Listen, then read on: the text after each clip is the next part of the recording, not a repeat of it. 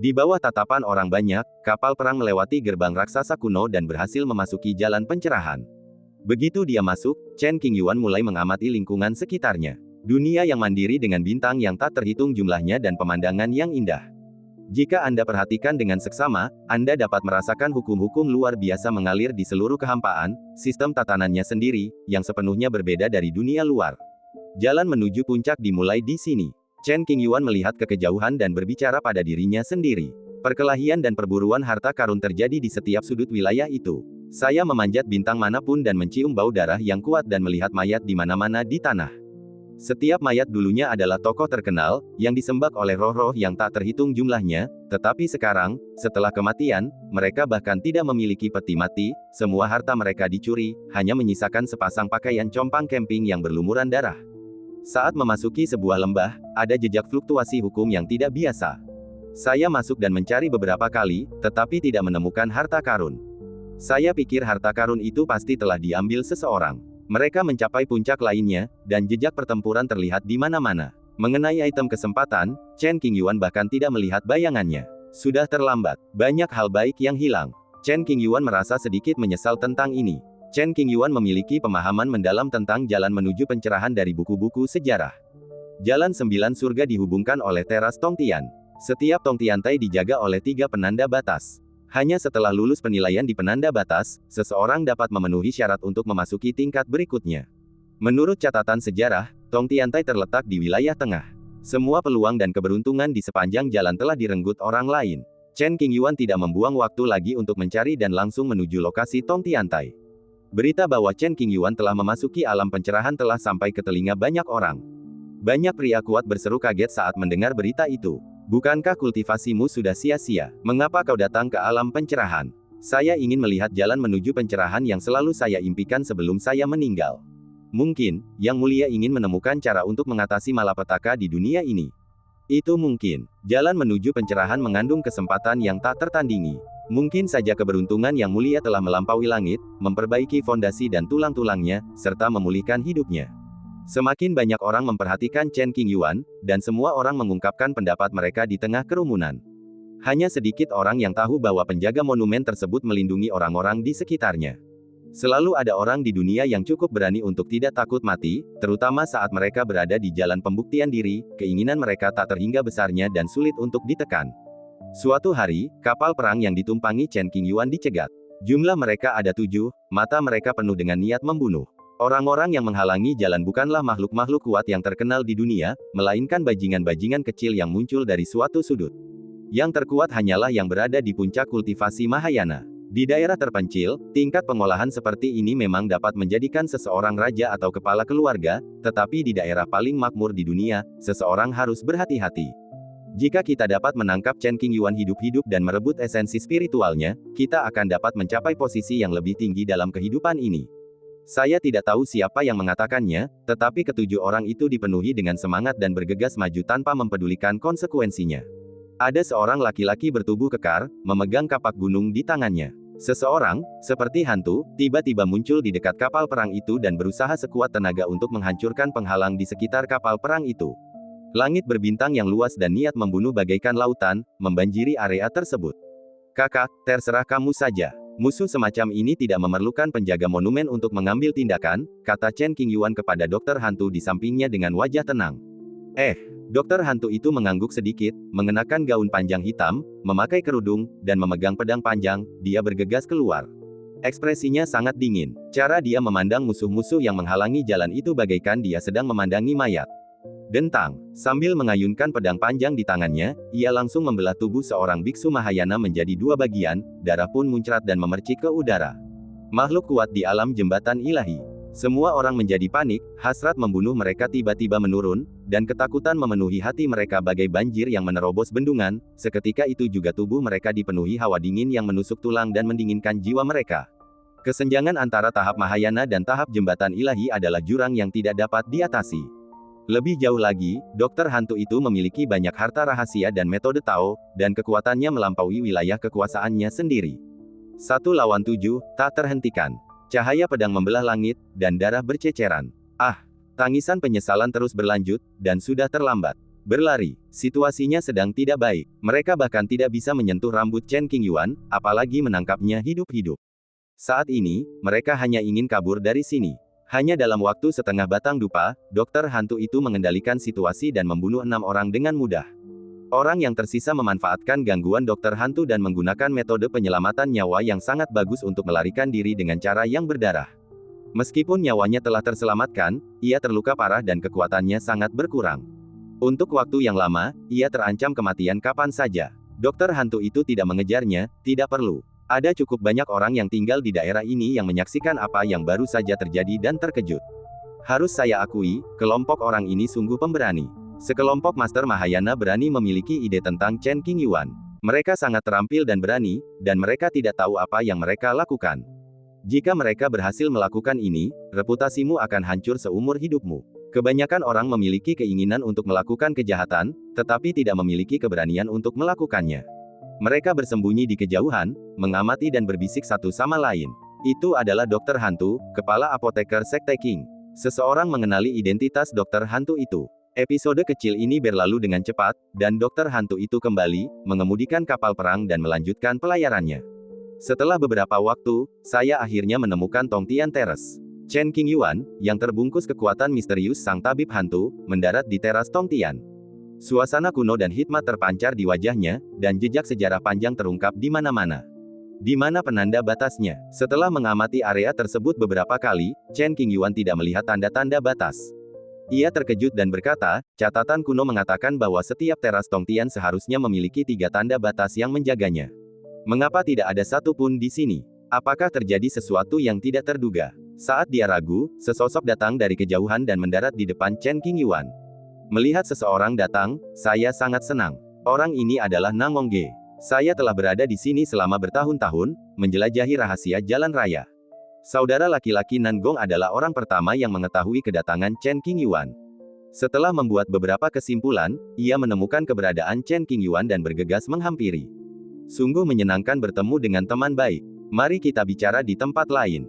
Nangongge menatap Chen Qingyuan dalam-dalam. Meskipun dia tidak melihat situasi sebenarnya, dia samar-samar menangkap jejak fluktuasi hukum yang tidak normal. Tentu saja Chen Qingyuan menyetujui usulan ini. Dia sementara meninggalkan Tongtiantai dan pergi ke bintang terdekat. Suasana di lembah itu tenang saat Chen Qingyuan dan Nangongge duduk berhadapan dan membicarakan sesuatu. Dokter hantu dan penjaga monumen berada di kapal perang, menunggu dengan tenang. Sebuah barikade dipasang di sekeliling mereka untuk menyembunyikan suasana dan memastikan bahwa percakapan itu aman dan tidak bocor. Mundurnya gagal. Mata Nangongge menyipit, tatapannya tajam, nadanya penuh keraguan, tidak percaya bahwa ini adalah fakta. Tentu saja tidak, kata Chen Qingyuan jujur. Jadi, kau menggunakan dirimu sendiri sebagai umpan. Nangongge langsung mengerti. Seperti yang diharapkan dari seorang saudara yang baik, dia segera mengetahui niat Chen Qingyuan. Sekalipun Chen Qingyuan sengaja menyembunyikannya, dengan ketajaman penglihatan Nangongge, hal terburuk yang mungkin terjadi adalah dia harus mengamatinya lebih lama lagi dan dia akan mampu melihat menembus ilusi dan mendapatkan kebenaran.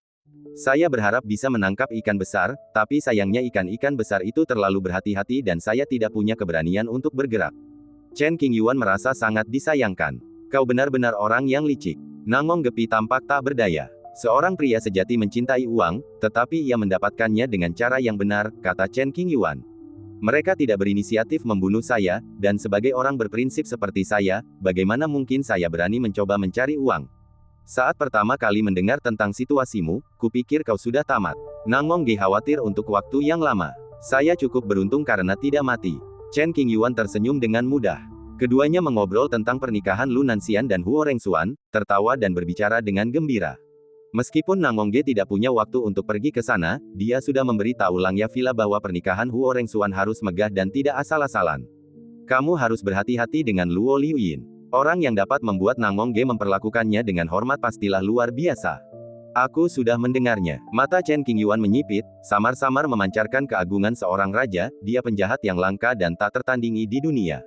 Bahkan Patua Chang hampir mati di tangannya. Jika dikembalikan ke beberapa generasi yang lalu, orang ini pasti akan mampu mencapai pencerahan dan menjadi seorang kaisar. Nangongge telah menempuh jalan pencerahan selama bertahun-tahun.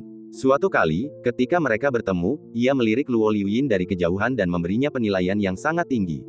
menantikan untuk bertemu dengannya. Chen Qingyuan memiliki reputasi besar dan takut pada musuh yang kuat. Keduanya minum beberapa botol anggur dan mengobrol sebentar.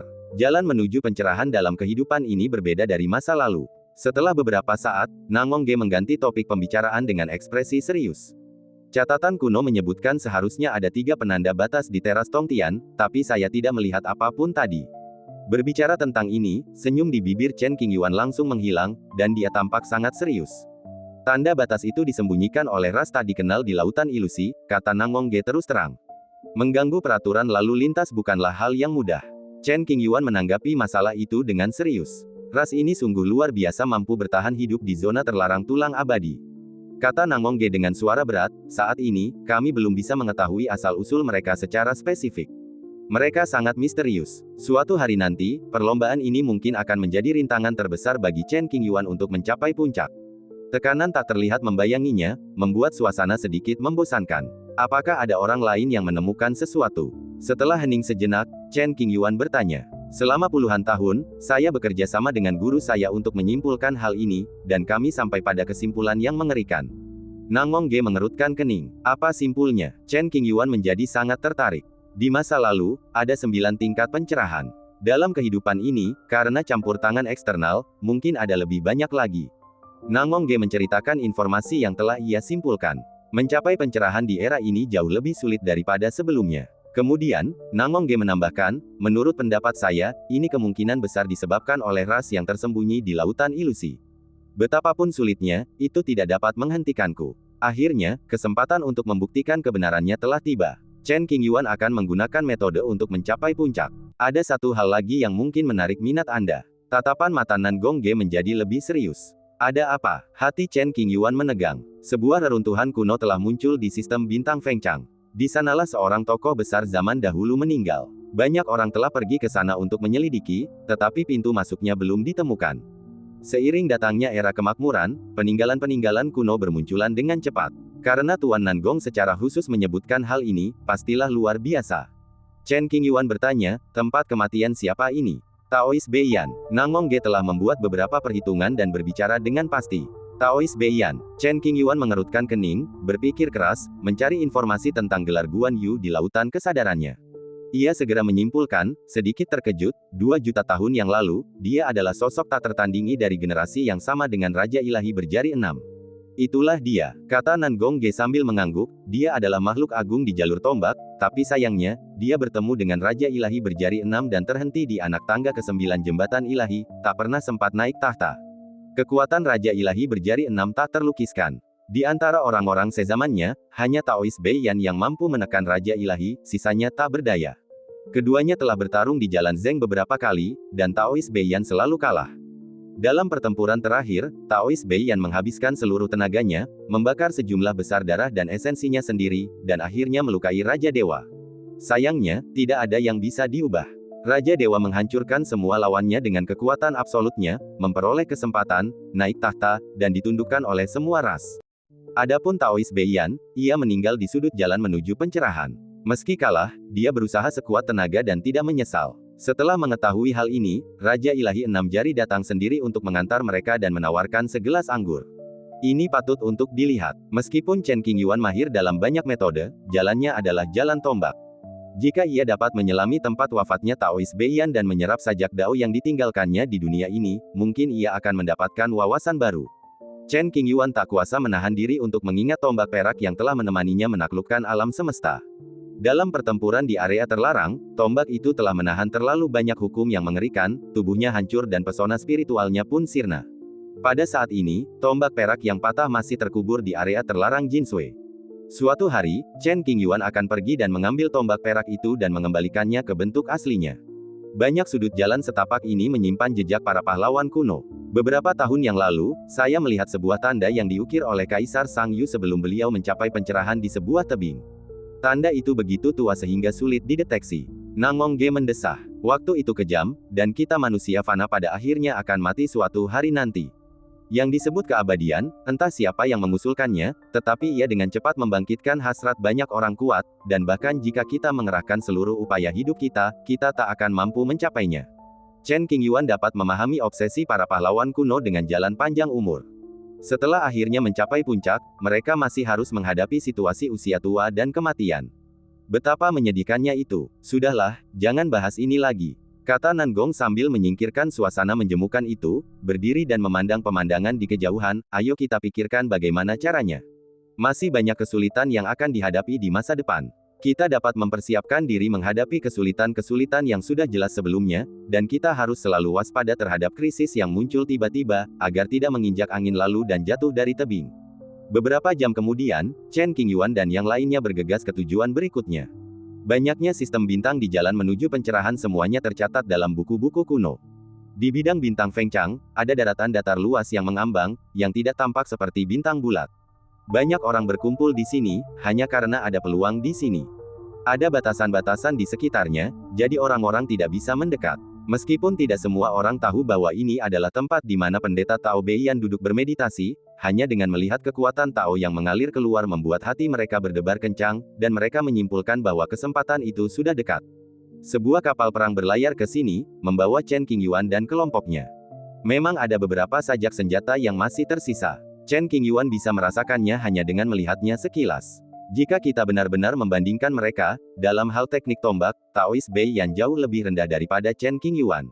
Lagi pula, Chen Qingyuan, yang memegang tombak perak, berjuang keras hingga mencapai posisi yang hanya selangkah dari lawannya, menunjukkan keganasannya yang luar biasa.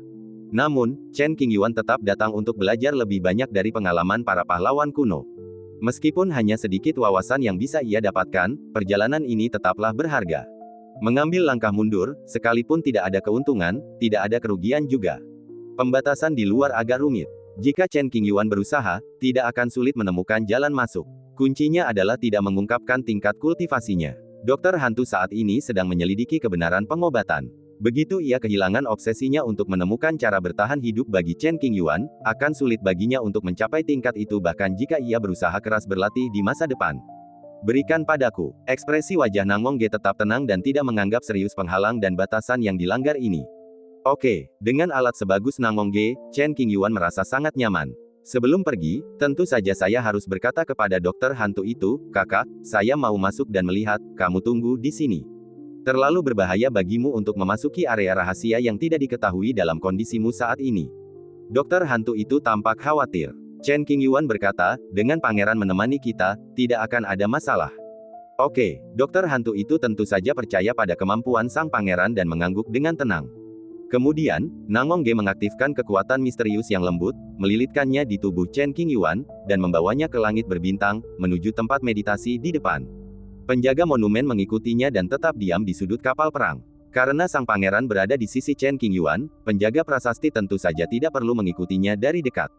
Terlebih lagi, penjaga prasasti sudah mengetahui kondisi Chen Qingyuan yang sebenarnya dan tidak khawatir sama sekali. Kedatangan kapal perang ini mengundang rasa penasaran dari banyak pendeta yang hadir. Ketika semua orang bingung, Nangong Ge dan Chen Qingyuan muncul.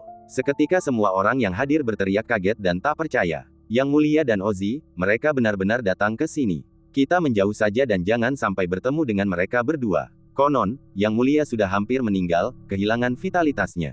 Kini beliau tampak begitu tua dan tak lagi memiliki semangat kepahlawanan seperti dulu. Rumor-rumor itu memang benar. Sekelompok orang mundur ke belakang dan berdiskusi dengan suara pelan. Chen Qingyuan tidak peduli dengan apa yang dikatakan orang lain. Mendekati tempat duduk, Nangong Ge melambaikan tangannya ringan, menyingkirkan kekuatan yang menghambat di depannya. Setelah beberapa saat, sebuah lorong muncul. Oke, ayo masuk, kata Nangong sambil menarik Chen Qingyuan ke udara, melangkah masuk ke lorong, dan masuk jauh ke dalam ruang duduk. Begitu mereka berdua masuk, lorong itu langsung menghilang. Beberapa orang ingin mengambil kesempatan untuk mengikutinya, tetapi sayangnya mereka tidak sempat, sehingga mereka harus mundur ke posisi semula dan menghela napas. Duduk di lereng bukit, kabutnya tebal. Pandangan sekilas dengan mata telanjang memperlihatkan pemandangan yang kabur. Tidak ada bunga, pohon, gunung atau sungai. Dataran luas itu tandus sejauh 10 mil. Seharusnya di sana. Nangong Ge melihat sekeliling beberapa kali dan menentukan arah. Tidak ada orang lain di sini, jadi Chen Qingyuan tidak perlu berpura-pura lemah dan ringkih. Ia melangkah maju dan melesatkan kekuatan dahsyat, menjungkir balikkan kabut tebal dalam radius puluhan ribu meter. Pandangannya tak lagi kabur, melainkan sangat jernih. Dalam perjalanan, ia menemui beberapa pembatas kuno yang menghalangi jalan, yang ia singkirkan dengan lambaian tangannya. Tak lama kemudian, keduanya tiba di lokasi inti area tempat duduk. Di sini berdiri sebuah panggung batu melingkar, berdiameter 1000 kaki. Di atas panggung berdiri sebuah tombak panjang, senjata yang usang karena dimakan waktu, daya tariknya hilang, permukaannya kasar dan penuh retakan. Ini dia. Nangongge menangkap jejak dari platform batu dan menentukannya. Orang Beiyan seharusnya menetap di sini dan mengakhiri hidup mereka. Aku akan naik dan melihatnya. Setelah mengatakan ini, Chen Qingyuan melangkah maju. Ia menerobos penghalang di sekitar platform batu dan berjalan ke atasnya dengan mudah. Dalam sekejap, ia mendekati tombak busuk itu, mengamatinya dengan saksama beberapa kali, dan merasakan ritme serta kekuatan tombak yang masih tersisa di dunia ini. Kemudian, Chen Qingyuan menutup matanya, dan cahaya misterius samar muncul di permukaan tubuhnya, secara bertahap menghasilkan resonansi halus dengan jejak hukum ruang ini. Dalam keadaan tak sadarkan diri, Chen Qingyuan seakan melihat sosok orang Beiyan, arwahnya meninggalkan raganya, dan ia pun berbincang dengan mereka. Platform batu itu bergetar pelan, dan beberapa helai makna sebenarnya dari tombak itu berubah menjadi aliran, mengambang di kehampaan, mengembara menurut pola tertentu. Merasakan efek sisa senjata rakyat Beiyan, pola rumit perlahan-lahan mengembun di bawah kaki Chen Qingyuan, muncul dan menghilang dari waktu ke waktu. Setelah secangkir teh, tombak yang berdiri di panggung mengeluarkan suara samar, dan bayangan waktu tampak muncul di sebelahnya. Bayangan waktu yang kabur menghadap Chen Qingyuan, dan kedua belah pihak menunjukkan pemahaman mereka tentang garis keturunan prajurit tombak dan mendiskusikannya. Setelah waktu yang lama, Chen Qingyuan mengangkat tangan kanannya. Arahkan jari telunjuk Anda ke depan dan ketuk dengan ringan. Wow, semua pemandangan aneh di panggung batu runtuh, dan dunia kembali damai. Tombak itu bergetar pelan, melepaskan beberapa lapisan permukaannya yang terkikis oleh kekuatan waktu, lalu terdiam lagi.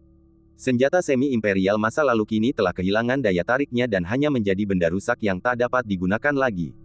Senjata ini memiliki nilai koleksi. Tentu saja, jika orang yang ditakdirkan datang, mungkin ia bisa mendapatkan pemahaman mendalam tentang ilmu tombak dari tombak yang patah, yang merupakan kesempatan besar. Chen Qingyuan tidak berniat mengambil tombak itu, karena jika dia mengambil tombak itu, keseimbangan hukum di sini akan hancur, dan kekuatan tombak yang tersisa di dunia ini akan lenyap dalam beberapa tahun. Tinggalkan sesuatu untuk generasi mendatang dan jangan merusaknya. Sebagai tanda penghormatan, Chen Qingyuan membungkuk sedikit ke arah tombak. Kemudian, dia berbalik dan melangkah keluar dari panggung batu. Ada hasil? Nangongge bertanya. Tentu saja. Chen Qingyuan mengangguk sedikit. Bagaimanapun, ia adalah seorang pendekar tingkat atas dari garis keturunan ahli tombak, yang memiliki kekuatan unik. Chen Qingyuan memperoleh beberapa wawasan dari sini, dan memiliki pandangan yang lebih jelas tentang jalan yang akan ia tempuh di masa depan. Satu perjalanan saja sudah cukup, kata Nangongge lembut. Ayo pergi. Keduanya tidak tinggal lama di sana dan keluar hanya dalam beberapa jam, langsung menarik perhatian banyak biksu. Setelah kembali ke dunia luar, Chen Qingyuan tampak seperti akan mati. Ia membutuhkan bantuan kekuatan misterius dari Nangongge untuk membantunya berjalan. Ia tampak seperti berusia 10 tahun dan sepertinya ia akan mati kapan saja. Sudah keluar. Begitu ia naik ke kapal perang, Nangongge menyadari sedikit fluktuasi yang tidak biasa. Warna aneh melintas di matanya dan ekspresinya menjadi berat. Ada apa? Sesuatu yang bisa membuat Nangongge terlihat begitu gugup dan serius pastilah sangat serius. Chen Qingyuan mengerutkan kening dan merasakan perasaan tenggelam dalam hatinya. Nyawa saudara Changsun berada di ujung tanduk. Nangongge menghitung beberapa kali dengan jarinya, tetapi hasilnya tetap tidak berubah, jadi dia berbicara. Orang gila itu dalam bahaya. Mendengar nyawa saudaranya dalam bahaya, alis Chen Qingyuan dipenuhi kekhawatiran. Zhang Sun Fengye lahir di istana Piao Miao di tanah terlantar utara. Ia mempraktikkan teknik terlarang sektelian dan memiliki kepribadian ganda. Dia dan Chen Qingyuan merupakan sahabat karib, dan kemudian dia menikahi seorang jenius dari sekte Qing, yang semakin mempererat hubungan mereka. Tentu saja, Changsun Fengye tidak boleh melewatkan era yang begitu makmur. Ia datang ke Luo Shengsu dalam perjalanan menuju pencerahan, bukan untuk mencapai puncak, melainkan hanya untuk menemukan peluangnya sendiri dan menjadi saksi era baru. Apakah Anda tahu lokasi tepatnya? Masalah ini menyangkut hidup dan mati saudara-saudaranya, jadi Chen Qingyuan menganggapnya sangat penting dan bertanya dengan tergesa-gesa. Kamu harus tahu, berdasarkan jimat giok transmisi suara yang ditinggalkan pada temannya, Nangongge segera menyimpulkan solusi umum. Segera setelah itu, Nangongge mengemudikan kapal perang dan berlayar cepat. Jalan menuju kesuksesan penuh dengan bahaya tersembunyi. Meskipun Changsun Fengye adalah seorang jenius pada masanya, ia belum benar-benar menjadi pejuang ulung. Ia kurang beruntung dan telah jatuh. Langit berbintang di suatu tempat dipenuhi dengan niat membunuh yang kuat. Beberapa tahun yang lalu, Chang Sun Fengye memasuki situs kuno dan menemukan harta spiritual bawaan yang sangat langka dengan keberuntungan yang luar biasa. Apa yang disebut harta spiritual bawaan adalah hal-hal yang diciptakan oleh langit dan bumi, dan masing-masing memiliki tujuannya sendiri. Harta karun spiritual semacam ini dapat bertahan lama kecuali dihancurkan oleh kekuatan eksternal, dan pengaruh hukum waktu sangat kecil. Harta karun yang diperoleh adalah lampu giok kuno yang dapat dipegang di telapak tangan Anda. Begitu dia mendapatkan harta karun itu, dia ditemukan oleh seorang pria kuat yang juga memasuki reruntuhan kuno. Begitulah, pertarungan hebat memperebutkan harta karun pun dimulai. Semakin besar kebisingannya, semakin banyak orang yang akan mengetahuinya. Akibatnya, Chang Sun Fengye diburu dalam waktu lama, tubuhnya dipenuhi bekas luka, dan dia tampak menyedihkan. Banyak orang kuat datang untuk membunuhnya. Sejahat apapun Zhang Sun Fengye, ia baru berada di tahap awal memasuki jembatan ilahi dan tidak bisa melawan mereka sama sekali. Tepat saat dia akan meninggal, sesuatu yang tidak terduga terjadi. Selalu ada jalan keluar. Ketika Chang Sun Fengye melarikan diri dengan tergesa-gesa, entah bagaimana ia menyentuh batasan khusus. Ledakan, ruang di bawah kakinya tiba-tiba runtuh, dan suara pecahannya mengguncang dunia. Hanya dalam beberapa tarikan napas, daratan yang hancur itu membentuk jurang hukum yang besar. Ups, tubuh Chang Sun Fengye tak terkendali dan jatuh dengan cepat. Ia tertelan jurang dan tak bisa melarikan diri. Para penguasa yang datang mengejarnya berhenti di sana, menatap jurang hukum yang tiba-tiba muncul. Wajah mereka menunjukkan ketakutan dan tak berani bergerak maju. Chang Sun Fengye jatuh ke jurang yang tak diketahui. Segala yang ada di depan matanya gelap gulita, dan ia tak bisa melihat apapun, bahkan dengan indera spiritual atau sihir taonya. Karena tidak mengetahui apa yang terjadi di sekelilingnya, rasa takut muncul dari lubuk hatinya, dan tumbuh dengan cepat, serta segera menyerang setiap bagian tubuh dan pikirannya. Tak lama kemudian, Chang Sun Fengye jatuh ke ujung jurang. Tubuhnya bergoyang beberapa kali, tetapi ia segera kembali stabil. Baru pada saat inilah dia mempunyai kesempatan untuk mengeluarkan harta spiritual bawaan yang baru saja diperolehnya untuk melihat apakah itu dapat berperan. Berdengung, sambil memegang lampu kuno di tangan kirinya, ia menyalurkan seberkas energi mendalam ke dalamnya. Seketika, lampu kuno itu memancarkan lingkaran cahaya lembut, yang berhasil mengusir sebagian kegelapan. Dengan bantuan cahaya redup, Chang Sun Fengye dapat melihat sedikit keadaan di sekitarnya. Tanah di bawah kakiku dibentuk oleh beberapa hukum dan pola yang rumit, datar dan halus. Apa isinya? Chang Sun Fengye, yang berada di tempat ini, merasakan jantungnya berdebar tak terjelaskan dan sangat gelisah. Ia melihat ke kedalaman dan samar-samar melihat sesuatu, tetapi cahayanya terlalu redup untuk melihat dengan jelas.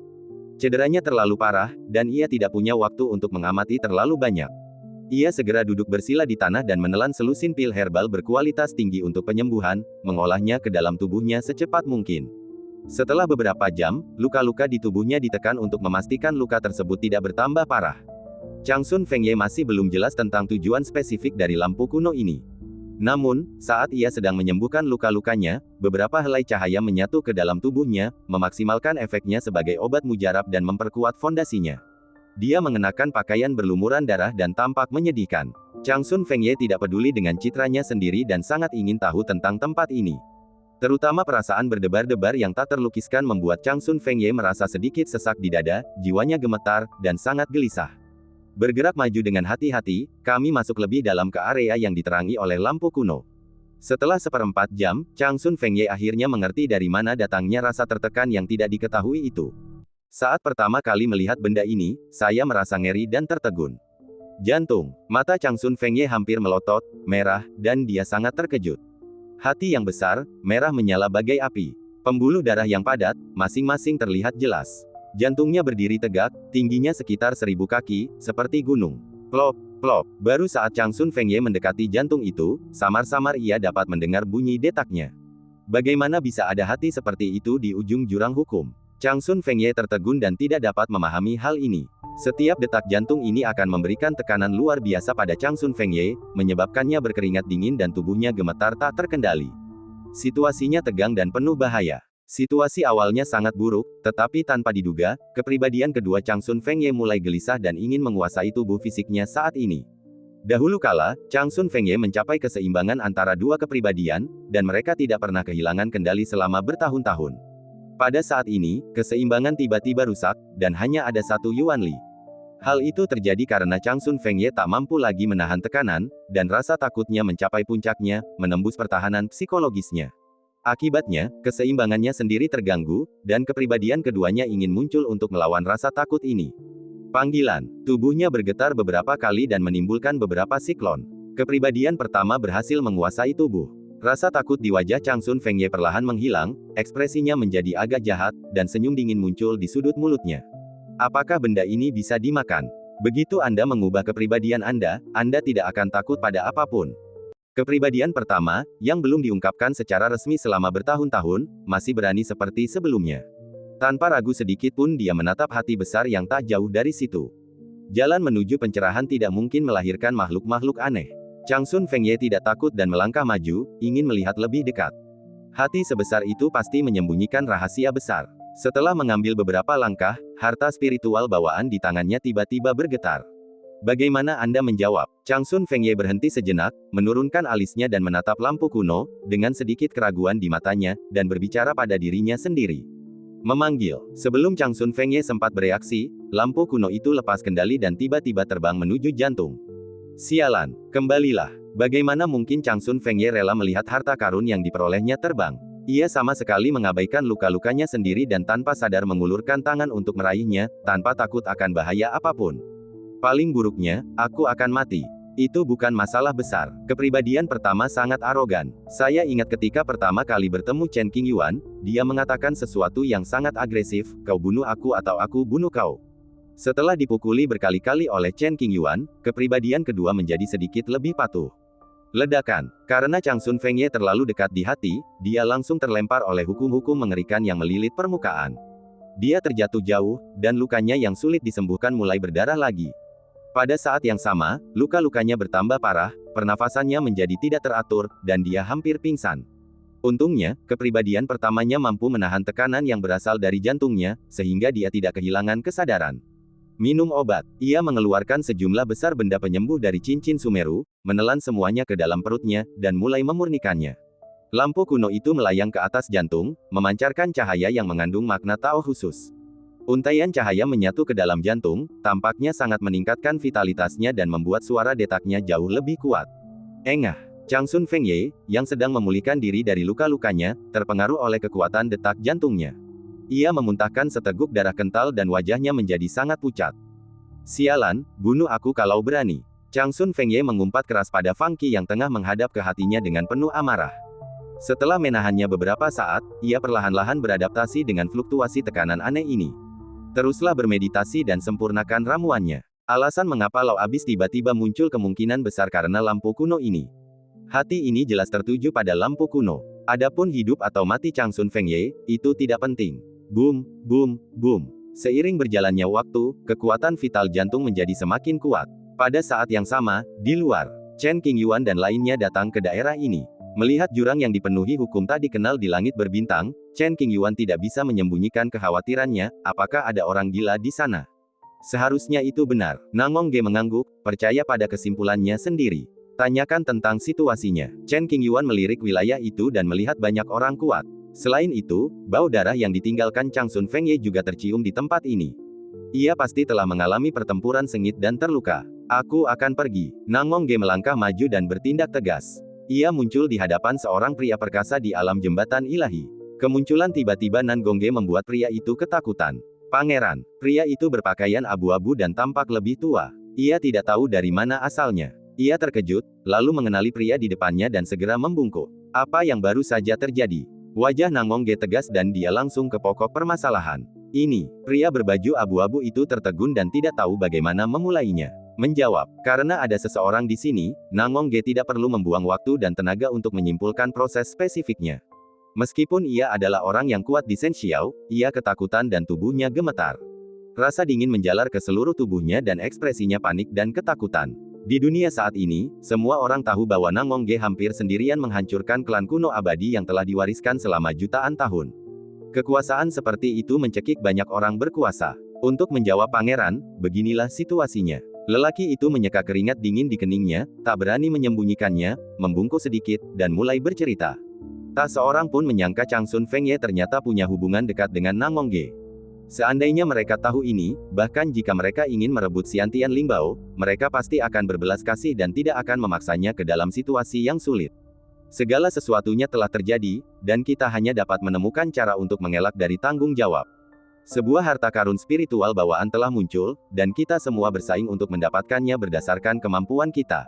Selama pengejaran, ruang tempat Changsun Fengye berada tiba-tiba runtuh, memperlihatkan jurang yang aneh dan tak terduga. Ia jatuh ke dalamnya, dan situasinya menjadi serius. Orang tua berbaju abu-abu ini sebenarnya ingin membunuh orang dan mencuri harta karun, tetapi dia berkata bahwa dia sedang bersaing untuk mendapatkan harta karun langka bagi publik. Di dunia yang makmur ini, konflik dan gesekan yang disebabkan oleh munculnya harta karun langka adalah hal yang lumrah. Kalau sampai berita ini sampai tersiar, pasti akan ada yang menghebohkan, mengatakan kalau sang pangeran itu sombong dan suka menguasai, dan reputasinya pasti akan hancur. Sebenarnya, saudara Nangong sama sekali tidak peduli dengan reputasinya sendiri. Sungguh konyol orang di depannya ingin menggunakan cara seperti ini untuk memaksanya. Gulungan, kakak Nangong bukanlah orang yang haus darah. Ia menatapnya dingin dan memarahinya. Ya, lelaki tua itu merasa seolah telah diampuni ketika mendengar kata itu. Ia tak peduli dengan raut wajahnya dan bahkan tak bisa menunjukkan sedikit pun amarah. Ia merasa sangat lega, secerca kegembiraan terpancar di wajahnya, seolah ia telah selamat dari bencana, dan ia pun melarikan diri. Membunuh orang-orang ini tidak akan mengubah apapun. Jika Changsun Fengye ingin membalas dendam di masa depan, dia bisa melakukannya sendiri.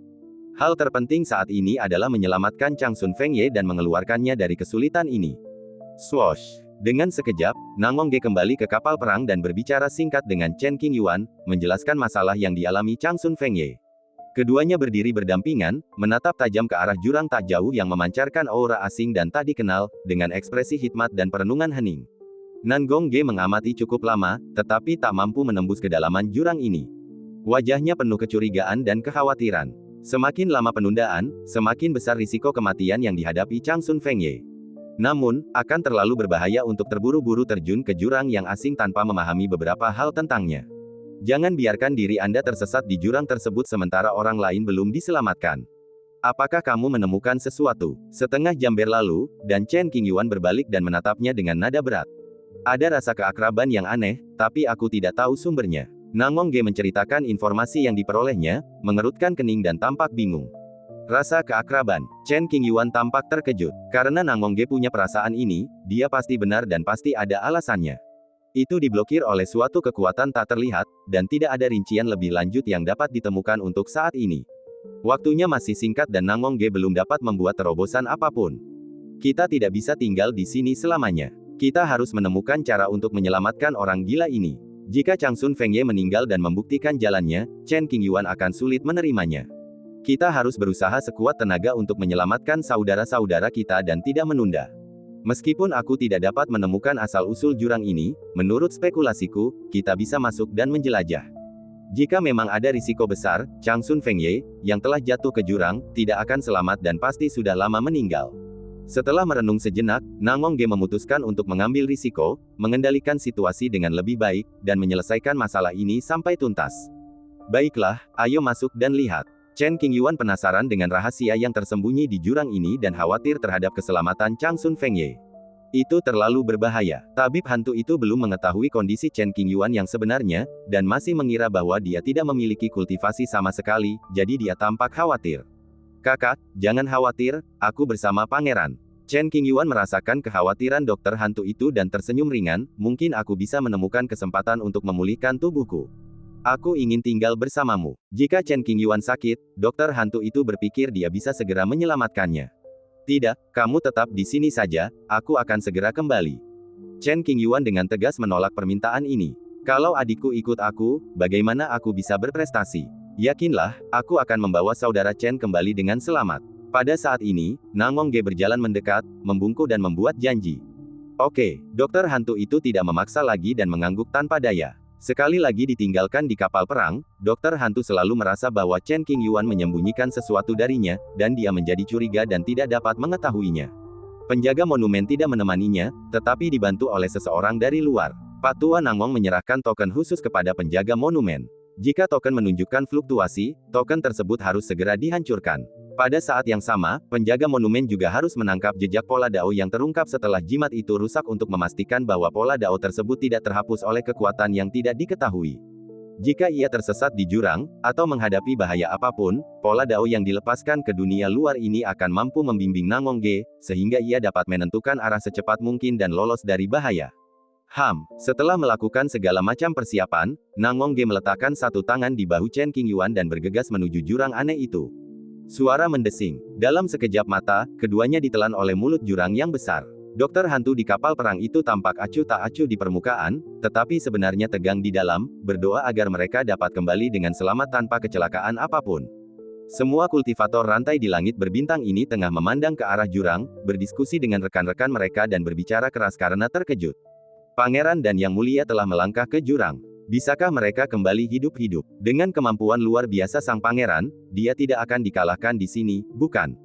Sulit untuk mengatakannya. Ini adalah alam pencerahan. Jika kau sial, kau akan mati dan taomu akan hancur. Jalan menuju pencerahan penuh bahaya. Sekalipun sang pangeran memiliki sumber daya yang luar biasa, ia tak dapat mengendalikan segalanya. Kebanyakan orang memendam niat jahat, berharap agar Chen Qingyuan dan Nangongge terjatuh ke dalam jurang dan tidak pernah keluar. Pada saat ini, tubuh Chen Qingyuan dan Nangongge jatuh. Keadaan di sekelilingnya gelap gulita dan saya tidak dapat melihat apapun. Menghadapi hal yang tidak diketahui, tekanan tiba-tiba muncul. Chen Qingyuan langsung mengeluarkan pedang, memegangnya erat-erat di tangan kanannya, dan memadatkan beberapa penghalang di sekitar tubuhnya, membungkus Nangongge. Fluktuasi aura kakak Changsun semakin jelas. Nangongge menegaskan, sungguh, melangkah ke dalam jurang, Chen Qingyuan juga merasakan napas Changsun Fengye, yang berarti orang ini belum mati, dan ketegangan di hatinya sedikit mengendur. Keduanya terus tenggelam, tubuh mereka tak terkendali. Mustahil untuk berhenti di udara. Setelah sekian lama, aku terjatuh ke ujung jurang. Saat mendongak, samar-samar aku melihat sedikit cahaya. Bergerak maju dengan hati-hati menuju sumber cahaya ini. Orang gila. Tak lama setelah berjalan, Chen Qingyuan melihat Changsun Fengye, yang sedang bermeditasi dan memulihkan diri dari luka-lukanya. Ia dikelilingi oleh banyak batasan, berlumuran darah, dan tampak menyedihkan.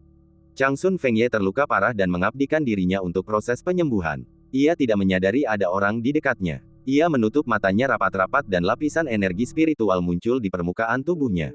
Dia sedang dalam pemulihan dari cederanya, dan cederanya terlihat serius. Nangongge meliriknya, lalu mengalihkan pandangannya ke lampu di kejauhan. Cahaya redup menghilangkan sebagian kegelapan. Tampaknya ada sesuatu di depannya, yang membuat hati Nangongge sedikit bergetar dan jiwanya gelisah.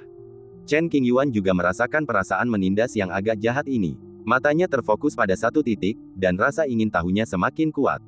Karena hukum di tempat ini sangat khusus, kesadaran spiritual dan banyak teknik Tao tidak dapat digunakan. Oleh karena itu, keduanya hanya dapat melihat beberapa hal secara samar-samar dengan bantuan cahaya yang tidak diketahui asalnya. Selama dia belum mati, biarkan saja dia untuk saat ini. Sambil berbicara, Chen Qingyuan melangkah ke tempat Changsun Fengye berada dan berjalan lebih jauh ke dalam gua. Setelah berjalan beberapa saat, keduanya melihat benda itu dengan jelas.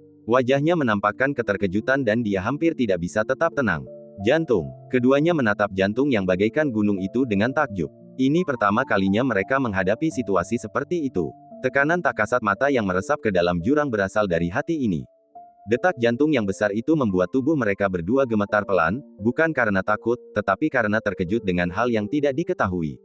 Setelah beberapa kali mengamati dengan saksama, saya tahu di mana sumber cahayanya, di puncak jantung. Mungkinkah jurang ini semacam makhluk? Tapi tidak ada satupun contoh serupa di buku-buku rahasia kuno manapun. Setelah menghabiskan beberapa waktu, Chen Qingyuan mengendalikan emosinya dan membuat tebakan yang berani. Seharusnya tidak. Nenek Nan melihat sekeliling dan membantah spekulasi ini, hati ini tersegel di sini. Segel. Chen Qingyuan menyipitkan matanya dan mulai mengamati lagi. Keduanya mampu menahan tekanan ini dan menjelajah tanpa rasa takut. Hati itu seakan tahu bahwa ada orang luar yang datang, namun ia tak peduli, asalkan orang luar itu tak mendekat. Barang siapa menyentuh hukum penghalang dekat jantung, ia akan diusir atau bahkan dimusnahkan. Vitalitasnya meningkat perlahan. Meskipun perubahannya sangat kecil, Nangongge tetap menangkapnya. Mundur sedikit, aku akan mencobanya. Chen Qingyuan membuat keputusan ini. Nangongge tidak menghentikannya karena dia berpikir untuk melakukan hal yang sama. Keduanya mundur selangkah dan melindungi Changsun Fengye. Segera setelah itu, Chen Qingyuan mengendalikan pedang Bai Jue di tangannya, dan dengan pikiran, pedang itu terbang keluar. Dentang, suara tajam pedang bergema di angkasa. Ujung pedang Bai Jue berkelebat cahaya dan menusuk tepat ke jantung. Ledakan. Sebelum pedang itu menyentuh jantung, ia diblokir oleh penghalang terlarang yang tak terlihat, yang menyebabkan guncangan hebat. Seluruh ruang tampak mulai bergetar, bergoyang, dan berguncang, menjadi sangat tidak stabil. Zeng, setelah kebuntuan singkat, pedang Bai Jue tidak dapat lagi menahan tekanan, bergetar beberapa kali, dan dengan cepat mundur. Plop, plop, jantung besar itu berdetak, frekuensinya jelas lebih cepat dari sebelumnya, dan kekuatannya juga sedikit lebih kuat. Ledakan, tekanan yang sangat mengerikan datang dari jantung, seperti gelombang besar, yang langsung menenggelamkan ruang. Kekuatan tak kasat mata yang baru saja terpancar membuat Chen Qingyuan dan Namong Ge merasa sangat gugup. Momen ini merupakan ledakan dalam arti sebenarnya, yang menghancurkan kehampaan, mengganggu hukum, dan menyingkapkan segala macam pemandangan aneh. Mereka berdua tidak dapat bertahan lebih lama lagi dan terpaksa mundur jauh. Setelah waktu yang lama, kekuatannya sedikit melemah dan situasinya tidak menjadi terlalu buruk. Ujian ini sangat mengejutkan Chen Qingyuan dan Namong Ge, dan mereka menyadari betapa mengerikan kekuatan yang terkandung dalam hati ini. Pengetahuannya aneh dan tak terduga. Untungnya, Chen Qingyuan tidak menggunakan terlalu banyak energi untuk mengujinya, jika tidak kerusuhan akan menjadi lebih mengerikan. Jangan mendekat. Chen Qingyuan sampai pada kesimpulan bahwa jika dia memaksa seseorang melakukan sesuatu pada hatinya, konsekuensinya tidak akan terduga. Demi keamanan, lupakan saja ide menyentuh jantungmu dari jarak dekat. Fluktuasi hukum yang familiar ini tampaknya. Di bawah tekanan hukum yang melonjak, saudara Nangong sepertinya telah menemukan sesuatu. Ia tiba-tiba menurunkan alisnya dan merenung dalam-dalam. Setelah beberapa tarikan napas, sebuah diagram lingkaran yang rumit mengembun di bawah kaki Nangong Ge, dan ribuan simbol aneh muncul di permukaan tubuhnya. Melihat ini, Chen Qingyuan menunggu dengan sabar dan memblokir sebagian besar tekanan untuk memastikan bahwa Nangong Ge tidak akan diganggu. Pada saat ini, Changsun Fengye yang awalnya baru saja pulih dari luka-lukanya, mengerang pelan karena rasa sakit di sekujur tubuhnya. Dengan keributan sebesar itu, orang selalu dapat merasakan sesuatu yang tidak biasa. Changsun Fengye perlahan membuka matanya dan langsung melihat dua orang di sampingnya. Ia sangat terkejut, kenapa kalian di sini? Tak ada secercah kegembiraan di wajahnya. Lagi pula, ia adalah kepribadian kedua. Selain istrinya, sulit bagi orang lain untuk membuatnya merasa emosional. Omong kosong, ini semua demi menyelamatkanmu. Chen Qingyuan berkata dengan tidak senang. Aku tidak memintamu untuk datang. Changsun Fengye mencibir. Petik 2. Sejujurnya, Chen Qingyuan ingin sekali menghajar orang ini. Namun, melihat lukanya yang parah, ia terpaksa menahan diri. Ceritakan padaku apa yang terjadi secara spesifik. Ini bukan saat yang tepat untuk mengenang masa lalu, Chen Qingyuan berbicara tentang Zheng Xian. Aku mendapatkan harta karun spiritual bawaan, tapi tak sengaja ditemukan dan dikejar sampai ke sini. Merasakan tatapan tak bersahabat Chen Qingyuan, kepribadian pertama Changsun Fengye teringat kembali kejadian pemukulan beberapa hari yang lalu. Setelah ragu sejenak, ia pun menceritakan pengalamannya dengan jujur. Setelah mendengarkan, Chen Qingyuan berbalik dan melirik jantung itu. Ekspresinya serius saat ia bergumam, lampu kuno yang diperoleh orang gila itu pasti berpengaruh pada jantung ini. Itulah sebabnya jurang muncul dan menelannya. Ngomong-ngomong, ada rumor yang mengatakan kamu akan mati, tapi sepertinya itu tidak benar. Changsun Fengye jelas merasakan fluktuasi dalam kultivasi Chen Qingyuan dan terdengar terkejut. Meskipun kepribadian pertama tersembunyi, ingatannya dibagikan kepada kepribadian ketiga dan mengetahui hal-hal ini. Itu hanya rumor, dan kamu mempercayainya. Chen Qingyuan membalas. Tentu saja, kamu tidak akan mati semudah itu. Saat mengatakan ini, Changsun Fengye tampak mengungkapkan sedikit penyesalan. Sejujurnya, aku benar-benar ingin menghajarmu. Chen Qingyuan berkata dengan tegas. Ayo, wajah Changsun Fengye tampak seperti ingin dipukuli, sama sekali tidak takut, pokoknya, aku tidak bisa melawan sekarang, jadi pukul saja aku kalau mau, terserah padamu. Beberapa garis hitam muncul di dahi Chen Qingyuan. Bersabarlah dan jangan marah. Tutuplah matamu dan beristirahatlah, jangan pedulikan orang gila. Wow, setelah beberapa saat, rune di tubuh Nangong Ge dengan cepat menghilang, yang berarti perhitungannya telah selesai. Aku membuka mataku dan menatap lagi hati ini yang bagaikan gunung menjulang tinggi. Ekspresinya sangat tegang, dan tangannya tanpa sadar terkepal. Bagaimana dengan simpulnya? Chen Qingyuan langsung bertanya. Laut ilusi, kata saudara Nangong, menemukan alasan di balik rasa keakraban itu, dan mengungkapkannya dalam satu kalimat. Maksudmu, hati ini berhubungan dengan makhluk hidup di laut ilusi. Itu hanya sebuah petunjuk, tetapi Chen Qingyuan langsung menghubungkan semua ini, nadanya terkejut, dan ada beberapa kilatan aneh di matanya. Ya, Nangong Ge mengangguk. Ras macam apa yang bersembunyi di laut ilusi? Chen Qingyuan benar-benar ingin mengetahui jawaban atas pertanyaan ini. Sayangnya, saya belum bisa memahaminya sekarang. Saya akan memahaminya suatu hari nanti. Apa tujuan hati ini? Nangong Ge menatap hati itu dengan saksama, berbicara pada dirinya sendiri, dan berpikir keras. Jangan terlalu dipikirkan untuk saat ini, ayo kita keluar dari sini dulu. Chen Qingyuan melamar. Ya, Nan Gongge bisa membedakan antara cahaya dan situasi, dan Zeng mengangguk. Ras bodoh di laut ilusi tidak hanya memengaruhi aturan normal jalan pencapaian, menyebabkan penanda batas menghilang dan dunia terbatas pada jalan pertama surga, tetapi juga menempatkan hati yang sangat aneh di sini. Sungguh luar biasa bahwa metode seperti itu bisa menyembunyikannya dari mata Tian Qiu. Ledakan. Nangongge mengeluarkan sebuah token, memegangnya di telapak tangannya, dan menghancurkannya dengan sedikit kekuatan. Di luar, di kapal perang, jimat yang dipegang penjaga monumen di tangannya saat bermeditasi tiba-tiba hancur. Bas. Penjaga monumen segera berdiri dan menggunakan keterampilan mistiknya untuk menangkap irama khusus yang terbentuk setelah token pecah. Kita harus selalu memastikan bahwa ritmenya tidak hilang, jika tidak, Nangongge dan yang lainnya yang berada di jurang aneh akan tersesat dan sulit untuk melarikan diri dengan aman. Perlawanan yang sangat kuat, entah benda apa yang disentuhnya, tapi semakin penjaga monumen ingin memegang seberkas Qiyun di tangannya, semakin besar pula tekanan yang dirasakannya. Kekuatan pengetahuan terus-menerus memberikan tekanan pada penjaga monumen. Beruntung, orang yang menjaga monumen itu mampu memegang dan memegangnya dengan erat, tidak ada yang mengendur. Pada saat yang sama, di dalam jurang, Nangongge, yang dibimbing oleh kekuatan jimat, tengah membentuk lingkaran sihir, mencoba dengan paksa merobek celah ruang dan meninggalkan tempat ini. Akan sangat sulit untuk melarikan diri melalui rute yang sama seperti saat mereka datang. Saat pertama kali jatuh, mereka kehilangan kendali atas tubuh mereka dan baru mendapatkan kembali kemampuan untuk bergerak setelah mendarat di tanah. Oleh karena itu, jika Anda ingin lepas dari kendali wilayah khusus ini, Anda harus memikirkan cara lain. Apakah Anda butuh bantuan? Chen Qingyuan bertanya. Tidak perlu, Nangongge punya solusinya sendiri. Setengah jam kemudian, hukum spasial di sini memang menunjukkan tanda-tanda ketidakstabilan. Setelah beberapa saat, Nangongge memanfaatkan kesempatan itu dan dengan cepat membelah udara di depannya dengan telapak tangannya. Desir. Dalam sekejap, celah angkasa muncul. Retakan ini tidak akan bertahan lama, cepat. Kata Nangongge buru-buru kepada Chen Qingyuan. Jangan hanya berdiri di sana, sayang. Chen Qingyuan segera menarik Changsun Fengye yang tengah duduk bersila di tanah dengan nada mendesak. Tidak, aku belum mendapatkan lampuku kembali. Changsun Fengye selalu memikirkan harta spiritual bawaan yang terlepas dari tangannya. Aku akan mengambil kepalamu. Chen Qingyuan terlalu malas untuk bicara omong kosong dengan Changsun Fengye. Ia melesat ke belakang Changsun Fengye dan menendangnya, tepat ke posisi celah ruang. Tendangan ini pasti disebabkan oleh dendam pribadi. Jika Anda tidak berhasil sekarang, akan sulit untuk berhasil di kemudian hari. Chen Qingyuan kemudian menendang lagi, mengirim Changsun Fengye langsung ke celah tanpa dia sempat mengatakan sepatah kata pun. Saat berikutnya, Chen Qingyuan dan Nangongge menyerbu ke dalam celah yang sedang pulih dengan kecepatan tercepat. Begitu mereka bertiga melangkah maju, celah ruang itu menghilang. Jika Chen Qingyuan tidak lebih tegas dan membiarkan Changsun Fengye ragu-ragu sejenak, dia mungkin akan kehilangan kesempatan dan akan sulit untuk melarikan diri nantinya. Ledakan. Di dunia luar, celah kekosongan muncul di dekat kapal perang. Changsun Fengye dan yang lainnya muncul dari celah itu satu demi satu.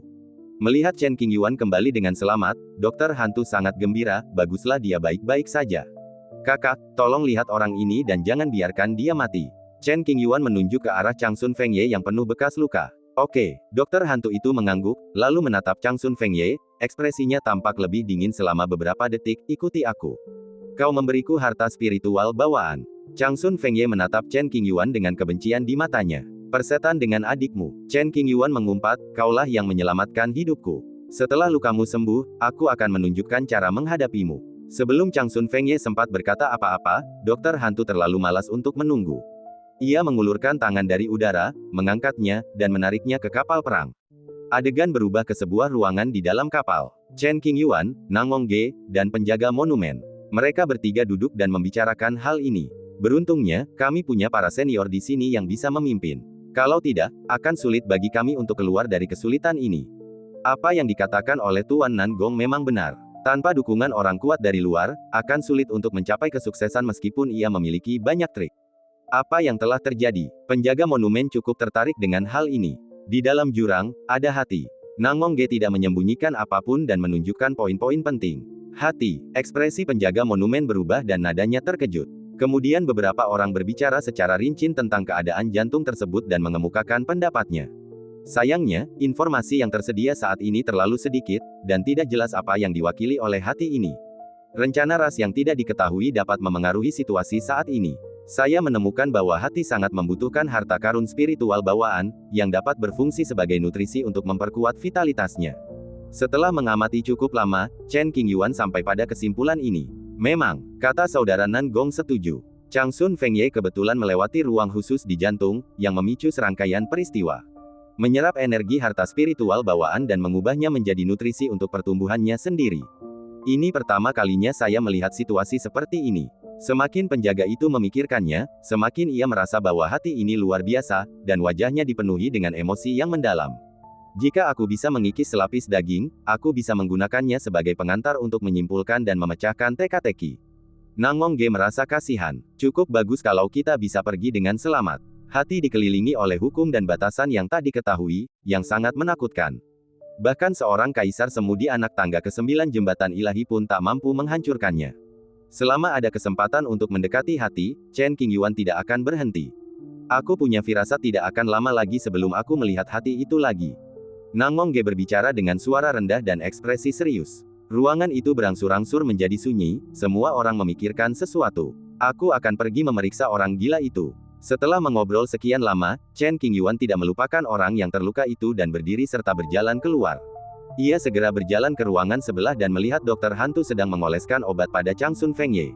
Seluruh tubuhnya berlumuran salep hitam, yang mengeluarkan aroma obat samar. Ia tampak jelek dan agak lucu.